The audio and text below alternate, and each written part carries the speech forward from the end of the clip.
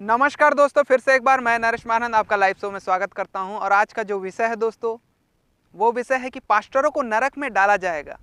इस विषय पर आज हम चर्चा करेंगे। आप यही सोच रहे होंगे कि ये कैसा सब्जेक्ट है, तो इस विषय को आज हम गौर करेंगे, इस पर अध्ययन करेंगे और इसकी व्याख्या भी करेंगे। और इस विषय को गौर से देखेंगे क्योंकि ये बहुत ही भयंकर सब्जेक्ट है, बहुत ही डरावना सब्जेक्ट है कि प्रभु के लोगों को नरक में कैसे डाला जाएगा। इस विषय पर आज हम गौर करेंगे। दोस्तों, क्या आपको पता है कि बाइबल कहती है कि हर कोई उपदेशक ना बने, हर कोई प्रचारक ना बने। तो प्रचारक क्यों बनते हैं लोग आज? प्रभु का सुसमाचार सुनाने के लिए। लेकिन बाइबल में भी लिखा है कि हर कोई प्रचारक ना बने, उपदेशक ना बने, क्योंकि अगर कोई चूक जाता है, और चूकेंगे ही क्योंकि सांसारिक जीवन है, चूक जाता है तो उसे दुगना सजा मिलता है। यानी कि प्रचारक दुगने दोषी ठहरेंगे, प्रचारक जितने भी उपदेशक हैं, और वो नरक के आग में जाएंगे क्योंकि वो परमेश्वर के सामने आज्ञा का उल्लंघन करते हैं, परमेश्वर के सामने संभल कर नहीं चलते हैं, सिद्धता की ओर कदम नहीं रखते हैं, और जो दूसरे को सिखाते हैं वो खुद वो काम वो शिक्षा ग्रहण नहीं करते। दूसरे को तो सिखा देते हैं लेकिन खुद वो उस शिक्षा पर नहीं चलते हैं। दोस्तों, जैसे कि वचन में हम देखते हैं, याकूब 3 उसका 1 पद और 2 पद में यहाँ पे प्रचारकों के लिए एक वार्निंग दिया जा रहा है। प्रचारकों के लिए यानी कि उपदेशक लोगों के लिए, पास्टरों के लिए। यहाँ पे क्या लिखा हुआ है? हे मेरे भाइयों, तुम में से बहुत उपदेशक ना बने, यानी कि प्रचारक ना बने, पास्टर ना बने, क्योंकि जानते हो कि हम उपदेशक और भी दोषी ठहरेंगे, इसलिए कि हम सब बहुत बार चूक जाते हैं। सही बात है, सांसारिक जीवन है हमारा, हम चूक जाते हैं। जो कोई वचन में नहीं चूकता वही तो सिद्ध मनुष्य है और सारी देह पर लगाम भी लगा सकता है। तो देह पर लगाम लगाना है प्रचारकों को, पास्टरों को, उपदेशकों को। अगर हम चूक जाते हैं तो हमारा उपदेशक बनना, प्रचारक बनना, पास्टर बनना व्यर्थ है, और इस प्रकार से हम अपने जीवन को नरक की आग की ओर ले जाते हैं। हम देखते हैं दोस्तों कि यहाँ पे प्रचार कैसे चूकते हैं, यानी कि जो पास्टर वो कैसे चूकते हैं, जो उपदेशक हैं। तो यहाँ पे कुछ कुछ बातों को हमको गौर करना है और प्रचारकों को विशेष करके ध्यान देना है, उपदेशकों को विशेष करके ध्यान देना है, पास्टरों को, कि हम चूके नहीं, किसी भी बात में चूके नहीं। तो सबसे पहला बात में ज़्यादातर लोग किस में चूक जाते हैं, आइए हम देखते हैं। यहाँ पे 1 तीमुथियो उसका 4 का 15-16, यहाँ पे तीमुथियो को पौलुस बोल रहा है कि इन बातों को सोचते रह। यहाँ पे 1 तीमुथियो 4 उसका 15 और 16, इन बातों को सोचते रह और इन्हीं में अपना ध्यान लगाए रह, ताकि तेरी उन्नति सब पर प्रकट हो। कौन सी बातों को? कौन सी बातों को? यहाँ पे परमेश्वर के वचनों को। और उसके बाद यहाँ पे लिखा है 16 में, अपनी और अपने उपदेश की चौकसी रख, इन बातों पर स्थिर रह। यानी कि जो बात हम सिखा रहे हैं, जो परमेश्वर के राज्य की गुण को सिखा रहे हैं, जो शिक्षा को सिखा रहे हैं, उस शिक्षा पर अपने को भी चौकसी रखना है, उस शिक्षा पर हमें भी खुद को चलना है, तभी हम सिद्ध बन सकते हैं या चूक नहीं सकते हैं। तो यहाँ पे लिखा हुआ है, इन बातों पर स्थिर रह, क्योंकि यदि ऐसा रहेगा तो तू अपने और अपने सुनाने वालों के लिए भी उद्धार का कारण होगा। अपने लिए भी उद्धार का कारण और सुनाने वाले के भी लिए भी उद्धार का कारण होगा। तो हमें चौकसी रखना है। जितने भी प्रचारक भाई लोग हैं, जितने भी उपदेशक, जितने भी पास्टर हैं, ये सभी अपने उपदेश की चौकसी रखना है कि हम क्या सिखा रहे हैं, सही सिखा रहे हैं कि गलत सिखा रहे हैं, और जो सही सिखा रहे हैं उस पर हम भी चल रहे हैं कि नहीं। हमें अमल करना है, सोचना है इस विषय पर। प्रचारक लोगों को किस प्रकार से समझाए, उपदेशक जो पास्टर होते हैं वो किस प्रकार से लोगों को समझाना चाहिए, उनका रवैया कैसा होना चाहिए समझाने का, वो उस बात में भी आजकल हम बहुत चूक जाते हैं। तो यहाँ पे बाइबल हमें क्या बताती है? 1 तीमुथियो 5 का उसका 1 और 2, कलीसिया में लोगों को हमें कैसे समझाना है, या कहीं भी हम जाते हैं, उठते हैं, बैठते हैं, तो हमारा समझाने का तरीका कैसे होना चाहिए, एक प्रचारक का, एक उपदेशक का। यहाँ पे लिखा हुआ है, किसी बूढ़े को ना डांट, पर उसे पिता जानकर समझा दे, और जवानों को भाई जानकर, बूढ़ी स्त्रियों को माता जानकर और जवान स्त्रियों को पूरी पवित्रता से बहन जानकर समझा दे। हमारे समझाने का तरीका यहाँ पे बताया गया है। एक उपदेशक लोगों को किस प्रकार से समझाता है, इस पर हमें गौर करना है। और यहाँ पे वचन में इस प्रकार से और लिखा हुआ है, तीमुथियो 1 का पहला तीमुथियो उसका 5 का 20 से 22 पद तक हम देखेंगे कि हम जब कलीसिया में कोई पाप करता है या कोई कुछ करता है तो उसे हमें कैसे समझाना है और अपने आप को भी निष्कलंक रखना है। तो यहाँ पे लिखा हुआ है पहला तीमुथियो उसका 20 से 22 पद तक, यहाँ पे लिखा हुआ है, पाप करने वाले को सबके सामने समझा दे ताकि लोग भी डरें। अब यहाँ पे समझाते कम है। हमारे जितने भी प्रचारक भाई लोग हैं, लोगों को नहीं समझाते हैं। पाप कोई करे रहता है तो अगर किसी को बोल देते हैं तो बुरा लग जाता है, कहीं उसको कलीसिया से ना बाहर निकाल दे या उसको वहाँ पे पास्टरगिरी करने ना दे, वो भगा देंगे। कलीसिया के लोग डरते रहते हैं कलीसिया से, किसी को कुछ बोलने के लिए, समझाने के लिए, और वो सोचते हैं कहीं हमारा दान इन लोग बंद ना कर दे, हमारा पेमेंट ना बंद हो जाए। तो प्रचारक क्या करे, पाप करने वाले को सबके सामने समझा दे ताकि लोग भी डरे। तो हमको कलीसिया में और लोगों के पास भी, यानी कि कोई भी पाप करता है तो सबके सामने उनको समझा दो कि भाई ऐसा करोगे तो आपको नरक में जगह मिलेगा, परमेश्वर आपको कभी माफ़ नहीं करेगा। आप अपने पापों को अंगीकार करो और परमेश्वर के सामने घुटना टेक करके पश्चाताप करो। इस विषय में हमें समझाना है। परमेश्वर और मसीह यीशु और चुने हुए स्वर्गदूतों को उपस्थित जान करके मैं तुझे चेतावनी देता हूँ, तू मन खोलकर इन बातों को माना कर और कोई काम पक्षपात से ना कर।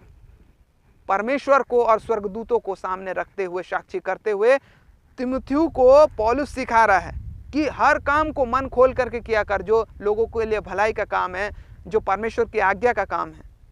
किसी पर शीघ्र हाथ ना रखना, मतलब किसी को भी तुरंत हाथ नहीं उठाना है, किसी को भी तुरंत मारना नहीं है या हाथ भी नहीं रखना है। और दूसरे के पापों में भागी ना होना, दूसरे के पापों में कभी भी शामिल नहीं होना। अगर कोई कुछ किया है तो उसके साथ जा रहे हो तुम, उसको बचाने के लिए, उसको बताने के लिए दूर रहो ऐसे कामों से, ताकि तुम्हारा नाम ना आ जाए, क्योंकि तुम प्रभु के लोग हो। और अपने आप को पवित्र बनाए रखना है, सबसे बड़ी बात है। प्रचारक अपने आप को पवित्र बनाए रखे, एक उपदेशक, एक पास्टर अपने आप को पवित्र बनाए रखे। ये बहुत बड़ी बात है परमेश्वर के सम्मुख। और सबसे बड़ी बात यह है कि आज सभी प्रचारकों को ये बात बहुत दिमाग में बैठ जानी चाहिए, अपने दिमाग में, अपने हृदय में लिख लेना चाहिए कि प्रचारक कभी भी लालच में ना पड़े, अशिक्षित ना रहे, अज्ञानी ना रहे, क्योंकि वो प्रभु के लोगों को समझाता है, वो प्रभु का वो दास है और उसको हर समय पवित्र और निष्कलंक रहना चाहिए। तो आइए हम देखें पहला तीमुथियो 6, उसमें भी इसी बात को दर्शाया है कि आज लोग झूठे शिक्षा क्यों दे रहे हैं। वो अशिक्षित होने के वजह से, कम ज्ञान होने के वजह से और लालच के वजह से और डर के वजह से भी झूठी शिक्षा दे रहे हैं। इस प्रकार से झूठी शिक्षा पूरे संसार में फैल गई है। पहला तीमुथियो उसका 6, उसका 3 पद से लेकर के हम 6 पद तक पढ़ेंगे। तो यहाँ पे झूठी शिक्षा क्यों दे रहे हैं और ऐसे प्रचारकों को नरक में डाला जाएगा। यहाँ पे लिखा हुआ है, देखते हैं, 3 में लिखा है, यदि कोई और ही प्रकार का उपदेश देता है, यानी कि सुसमाचार को छोड़, परमेश्वर के वचनों को छोड़, परमेश्वर की डॉक्ट्रिन को छोड़, परमेश्वर के सही शिक्षा को छोड़, दूसरी शिक्षा देता है और खरी बातों को, अर्थात हमारे प्रभु यीशु मसीह की बातों को और उस उपदेश को नहीं मानता, यानी कि खरी बातों को, यानी कि सच्चाई की बातों को और हमारे प्रभु यीशु मसीह के उपदेश को नहीं मानता है, ऐसा जो व्यक्ति है, झूठे प्रचारक, जो भक्ति के अनुसार हैं, जो अपने आप को भक्ति के अनुसार समझते हैं, ऐसे लोग, तो वह अभिमानी हो गया, वो व्यक्ति अभिमानी हो गया, घमंडी हो गया है और कुछ नहीं जानता, वरन उसे विवाद और शब्दों पर तर्क करने का रोग है। मतलब वो कुछ नहीं जानता, वो मूर्ख है, उसको समझ नहीं है, अज्ञानी है, अशिक्षित है, उसे बाइबल के बारे में कुछ ज्ञान नहीं है, ऐसे लोग तर्क वितर्क करते हैं, वचनों पर, शब्दों पर तर्क वितर्क करते हैं और लड़ते हैं कि ये वचन ऐसा है, ये वचन ऐसा है, और अपने अनुसार उस वचन को अपने शारीरिक अभिलाषाओं के अनुसार ढाल लेते हैं और लोगों को झूठी शिक्षा देते हैं। ऐसे लोगों को नरक में डाला जाएगा, ऐसे पास्टरों को, ऐसे शिक्षकों को, उपदेशकों को। और उसके बाद जिससे डाह, झगड़े और निंदा की बात और बुरे बुरे संदेह उत्पन्न होते हैं, वो उन्हीं के बीच में, उन्हीं के लोगों के, उन्हीं के मन में डाह, झगड़े और निंदा की बात और बुरे बुरे संदेह, और उन मनुष्यों में व्यर्थ झगड़े रगड़े उत्पन्न होते हैं। देखिए, उन मनुष्यों में व्यर्थ झगड़े रगड़े उत्पन्न होते हैं ऐसे लोगों के बीच में, और आज हो रहे हैं। ऐसे ऐसे झूठे पास्टरों और शिक्षकों के बीच में लड़ाई झगड़े उत्पन्न हो रहे हैं, कभी कलीसिया के बीच में, कभी और फैमिली के बीच में। इस प्रकार से जिनकी बुद्धि बिगड़ गई, जो व्यक्ति की बुद्धि बिगड़ गई, उन उपदेशकों, उन पास्टरों की बुद्धि बिगड़ गई और वे सत्य से विहीन हो गए हैं, सत्य से अलग हो गए हैं, सत्य के परे हैं, सत्य के उल्टा है। वो सत्य को नहीं जानते हैं और सत्य के हिसाब से लोगों को नहीं सिखाते हैं। जो समझते हैं कि भक्ति कमाई का द्वार है, और ऐसे लोग समझते हैं कि भक्ति जो है, प्रभु यीशु मसीह की सच्चाई को बताना एक कमाई का जरिया बना लिए हैं। स्वार्थी बन गए हैं, लोभी बन गए हैं, अभिलाषी बन गए हैं और लोगों से कमाने का जरिया ढूंढ रहे हैं। और वो सोचते हैं परमेश्वर का प्रचार करना, सुसमाचार सुनाना भक्ति कमाई का साधन है, सोच रहे हैं। तो ऐसे लोगों को परमेश्वर नरक में डालेगा। पर संतोष सहित भक्ति बड़ी कमाई है। संतोष के साथ, यानी कि आपकी संतुष्टि, आपके जीवन की संतुष्टि ही सबसे बड़ी भक्ति की कमाई है। हमारे जीवन में संतुष्टि होना बहुत जरूरी है। एक प्रचारक के जीवन में अत्यधिक लालच, अत्यधिक अभिलाषी होना उनके जीवन को नरक की ओर ले जाता है, क्योंकि ना हम जग में कुछ लाए हैं और ना ही कुछ ले जा सकते हैं। तो हमारे जीवन में कुछ नहीं है दोस्तों, प्यारों, कुछ नहीं है हमारे जीवन में। अगर हम प्रचारक हैं तो हम जीवन में कुछ नहीं लाए हैं और ना ही ले जा सकते हैं, लेकिन जो प्रभु यीशु मसीह ने आज्ञा दी है सिर्फ वही हमारे जीवन में हम ले जा सकते हैं। और जो प्रचारक है, आज उन्हें किस चीज़ के पीछे भागना चाहिए, बाइबल हमें बताती है। 1 तीमुथियुस 6 अध्याय उसका 11-12 पद, यहाँ पे लिखा हुआ है। पौलुस बताता है एक प्रचारक को किस चीज़ के पीछे भागना चाहिए।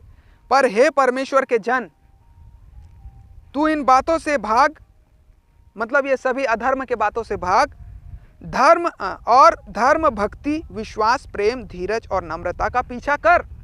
हमारे जीवन में प्रचारकों का एक लक्ष्य होना चाहिए, एक संकल्प होना चाहिए कि वो धर्म, भक्ति और विश्वास, प्रेम, धीरज और नम्रता का पीछा करना चाहिए। विश्वास की अच्छी कुश्ती लड़ और उस अनंत जीवन को धर ले जिसके लिए तू बुलाया गया है और बहुत से गवाहों के सामने अच्छा अंगीकार किया था। यानी कि जब हम बुलाए गए हैं प्रभु यीशु मसीह में सुसमाचार सुनाने के लिए, तो जिस काम के लिए बुलाए गए हैं उस काम को अच्छे से हमें हासिल करना है, उस काम को करना है। और ये सभी चीज़ों का पीछे करना है हमें अपने आत्मिक जीवन के लिए, बलवंत होने के लिए। सांसारिक अभिलाषाओं का पीछा नहीं करना है। और हमें जितने भी हमारे मसीह भाई बहन हैं उन्हें ये शिक्षा देना है कि हमें धनी बनने के लिए परिश्रम नहीं करना है।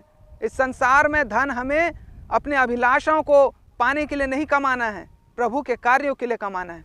तो यहाँ पे 1 तीमुथियुस उसका 6 अध्याय उसका यहाँ पे लिखा हुआ है 17 से 19 पद तक।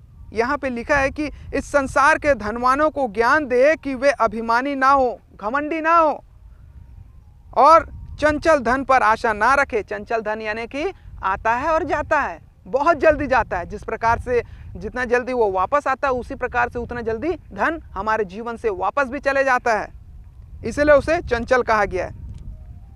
चंचल धन पर आशा ना रखें, परंतु परमेश्वर पर जो हमारे सुख के लिए सब कुछ बहुतायत से देता है, वे भलाई करें और भले कामों में धनी बने और उदार और सहायता देने में तत्पर हो और आगे के लिए एक अच्छी नींव डाल रखें कि सच्चे जीवन को वश में कर लें।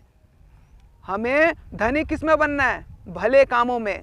इतने भले कामों करो कि हमारे पास भले कामों का ढेर हो जाए। जिस प्रकार से पैसों का ढेर होता है हमारे पास, उस प्रकार से हम भले कामों में धनी बने। और यहाँ पे लिखा है कि सहायता देने में तत्पर रहें, उदार और सहायता देने में तत्पर रहें। परमेश्वर के कार्यों के लिए हमें धन देना है, उनके उस कंगाल और अनाथों और विधवाओं के लिए, परमेश्वर के कार्य के लिए और उसकी सेवा के लिए हमें धन तत्पर लगाना है, उदारता से लगाना है, ताकि हमारा जीवन भलाई से धनी हो जाए।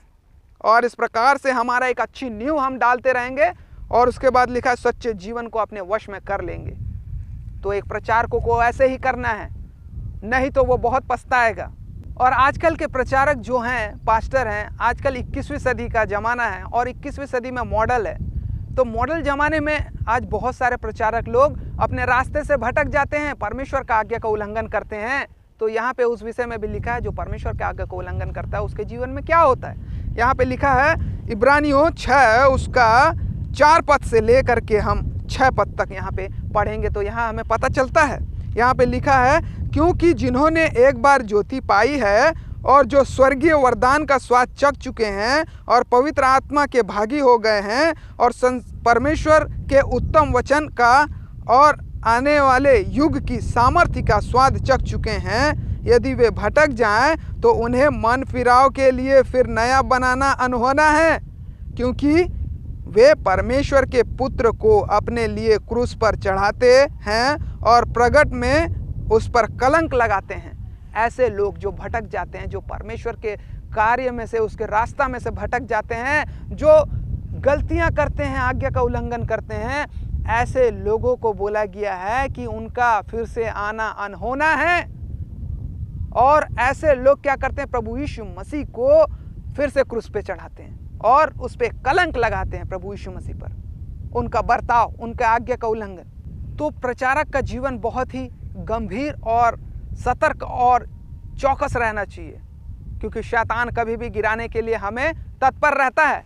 देखिए यहाँ पे फिर से एक बार हमें एक वार्निंग दिया जा रहा है। इब्रानियों उसका 10 का 26 पद से लेकर 31 पद तक हम यहाँ पे पढ़ेंगे। यहाँ पे लिखा है, क्योंकि सच्चाई की पहचान प्राप्त करने के बाद यदि हम जानबूझकर पाप करते रहें तो पापों के लिए फिर कोई बलिदान बाकी नहीं रही।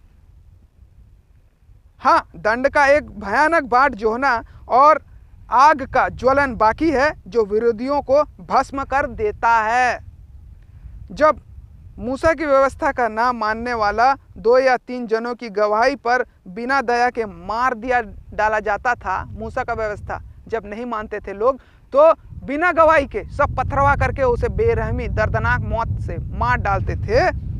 तो सोच लो कि कितने और भी भारी दंड के योग्य ठहरेगा जिसने परमेश्वर के पुत्र को पांव से रौंदा और वाचा के लहू को, जिसके द्वारा वह पवित्र ठहराया गया था, अपवित्र जाना और अनुग्रह के आत्मा का अपमान किया। यानी अब उन लोगों को सोच लो, मूसा के व्यवस्था को जो नहीं मानते थे उन लोगों को तो पथरवा करके तुरंत उतने से मार डालते थे, तो उससे भी भयानक दंड मिलेगा प्रचारकों को। यहाँ पे लिखा है, तो सोच लो कि वह कितने और भी भारी दंड के योग्य ठहरेगा जिसने परमेश्वर के पुत्र को पांव से रौंदा है। अगर उसके आज्ञा को हम नहीं मानते हैं, उसके कार्य को नहीं करते हैं, तो हम परमेश्वर के पुत्र प्रभु यीशु मसीह को पांव से रौंदते हैं और उसके वाचा के लहू को, जिसके द्वारा पवित्र ठहराया गया था, अपवित्र हम लोग कर देते हैं और अनुग्रह के आत्मा का अपमान करते हैं, यानी कि पवित्र आत्मा का अपमान करते हैं, क्योंकि हम उसे जानते हैं, प्रभु को जानते हैं, परमेश्वर को जानते हैं, जिसने कहा पलटा लेना मेरा काम है, मैं ही बदला दूंगा। और फिर यह कि प्रभु अपने लोगों का न्याय करेगा। जब हम जानते हैं तो क्यों ऐसे करते हैं? 31 में लिखा है, जीवते परमेश्वर के हाथों में पड़ना भयानक बात है। तो जितने प्रचारक अपने जीवन को तबाह कर चुके हैं, बर्बाद कर चुके हैं, आज भी मौका है अपने आप को सुधारने का, बनाने का। नहीं तो सभी प्रचारक और पास्टर जो परमेश्वर के आज्ञा का उल्लंघन करते हैं वे सभी नरक के आग में जलेंगे और पवित्र आत्मा का उल्लंघन करने वाले को कभी भी क्षमा नहीं मिलती है। तो दोस्तों, आज हमने सीखा कि पास्टरों को और उपदेशकों को नरक में क्यों डाला जाएगा, और जब हम प्रभु की आज्ञा का उल्लंघन करते हैं तो हमारे जीवन तबाह हो जाता है और हमें नरक के रास्ते की ओर ले जाता है हमारा जीवन। तो इस विषय पर आज हमने चर्चा किया। तो हमें परमेश्वर का आज्ञाकारी रहना है और इसी प्रकार से हमारे लाइव शो के साथ आप जुड़े रहें, हमारे चैनल को सब्सक्राइब करें और बहुत सारे लोगों के पास शेयर करें। और इसी प्रकार से आप अपने जीवन को नए शिक्षा में और नए ज्ञान की बातों में बाइबल के अनुसार अपने जीवन को ढालें।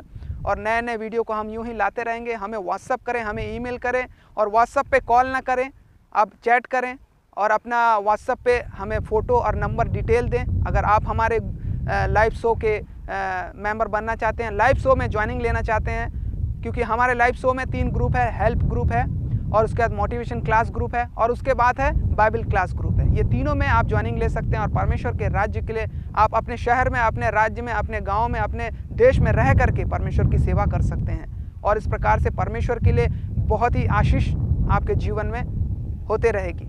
और आने वाले समय में हम नए नए वीडियो के साथ यूँ ही आएंगे आपके पास। हम फिर मिलेंगे दोस्तों, तब तक के लिए मैं आपसे अलविदा लेना चाहूँगा। परमेश्वर आप सभी को आशीष दे। नमस्कार, गुड बाय।